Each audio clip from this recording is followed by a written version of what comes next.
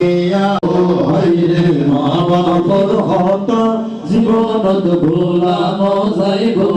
ভোলা যাইব কেনে ভুলিবার মতো নয় মা বাবু তোলা পড়কে আই এই দুনিয়াত নয় নিজে না খাই ফুয়া মা বাপ ফিরি ন যাইব শান্তি উদ আল্লাহ তুন বুঝিব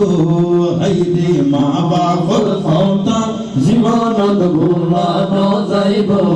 হাইরে মা বাবার হতা জীবনত ভোলানো যাইব